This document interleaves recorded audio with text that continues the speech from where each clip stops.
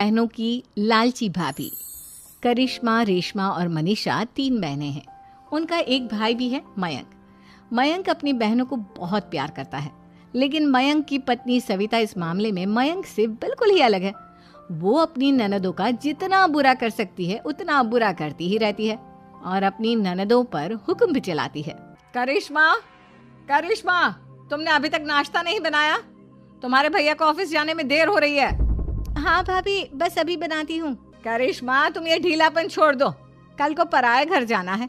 वहाँ अगर तुम इस तरह से काम करोगी तो लोग क्या कहेंगे कि माँ ने और भाभी ने कुछ सिखाया नहीं। और तुम्हारी दोनों बहनें कहाँ हैं? अब रेशमा मार्केट गई है और मनीषा सो रही है। क्या?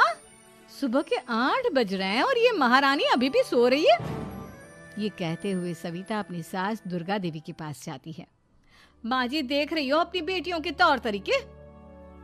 क्या हुआ बहू, सुबह सुबह क्या कर दिया मेरी बेटियों ने? अरे, एक तो अभी अभी उठकर किचन में गई है, दूसरी सुबह सुबह बाहर चली गई और तीसरी अभी तक सो रही है। क्या करूं मैं इन तीनों का? मैं तो परेशान हो गई हूँ। जा जाकर उठा उसे और रेशमा से मैं बात करती हूँ। सविता सीधा मनीषा के कमरे में जाती है और उससे कहती है, महारानी जल्दी उठो, सूरज सर पर आ गया है। भाभी, थोड़ी देर और सोने दो ना, मैं रात को लेट सोई थी। वो क्या ना, यूनिट टेस्ट चल रहे हैं। शराफत से उठती है या नहीं, या फिर पानी की भरी बाल्टी डालूं तेरे ऊपर?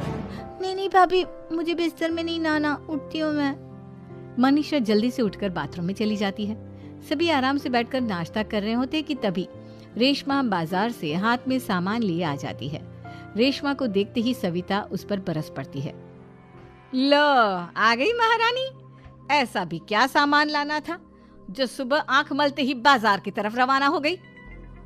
भाभी, कल आप ही तो चीख रही थी कि घर का सारा सामान मुझे ही लाना पड़ता है, घर में किसी को भी किसी काम से कोई लेना देना नहीं है। अब मैं बाजार जाकर सामान ले आई तो आपको इस बात से भी तकलीफ हो रही है? देख रही हो माँ जी, अपनी बेटी की जुबान कैंची से भी तेज चलती है। और मयंक, आप तो कुछ कहेंगे नहीं अपनी लाडली बहन को। रेशमा, अपनी भाभी से ऐसे बात नहीं करते। चलो माफी मांगो। भैया, मैं क्यों माफी मांगू? आप भाभी से बोलिए ना कि हम पर कम हुक्म चलाया करे। हम इस घर की बेटियां हैं और आपकी पत्नी की ननद है, नौकरानी नहीं। लो, कर लो बात। इनकी भलाई के लिए कुछ भी बोलो तो इन्हें बुरा लग जाता है। इस घर में यही इज्जत है मेरी। देख लो माँ जी, आपकी बेटी किस लहजे में मुझसे बात कर रही है। सविता वहां से चली जाती है। मयंक को बहुत गुस्सा आता है, वो भी वहां से चला जाता है। फिर करिश्मा रेशमा को समझाती है, रेशमा, तुम्हें भाभी से माफी मांग लेनी चाहिए थी ना। लेकिन दीदी, मैंने कुछ किया ही नहीं, तो मैं माफी क्यों मांगू? हाँ करिश्मा दीदी, रेशमा दीदी जैसे ही घर में आई, भाभी ही उन पर चिल्ला रही थी। हाँ, मैं मानती हूँ कि गलती भाभी की थी। मैं तो इसलिए बोल रही हूँ कि भाभी ने माँ को तो पूरी तरह अपने वश में कर लिया है। वो हमारी बात सुनती ही नहीं। मयंक भैया हमारे लिए हमेशा खड़े रहते हैं, इसलिए उनकी बात का मान तो तुम्हें रखना चाहिए था ना। कोई फायदा नहीं दीदी, कुछ दिनों की बात और है, भाभी उन्हें भी हमारे खिलाफ भड़का देंगी। फिर वो भी माँ की तरह हमारी किसी बात का विश्वास नहीं करेंगे। इसी तरह सविता अपनी तीनों ननदों को किसी न किसी बात पर परेशान करती रहती थी। एक दिन मयंक अपनी तीनों बहनों के लिए गिफ्ट लाया।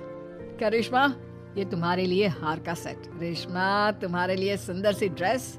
और मनीषा, तुम्हें किताबें पसंद है ना, तुम्हारे लिए किताबें लाया हूँ। थैंक यू भैया। थैंक यू भैया। थैंक यू भैया। करिश्मा,